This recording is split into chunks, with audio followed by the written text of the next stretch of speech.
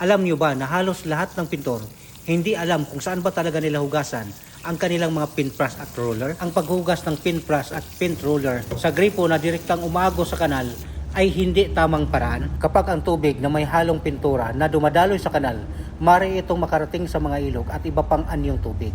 Ang mga sangkap ng pintura ay maaaring makakasama sa kalidad ng tubig at sa mga isda at sa iba pang mga nabubuhay dito. So dito, maaaring sabihin natin na kung bawal pala maghugas sa gripo na direktang umagos sa kanal, papuntang ilog o sa dagat, saan ba talaga tayo dapat maghugas? Pwede bang maghugas na lang tayo sa timba tapos itapo natin sa lupa? Ang sagot mga boss, mali rin po ito.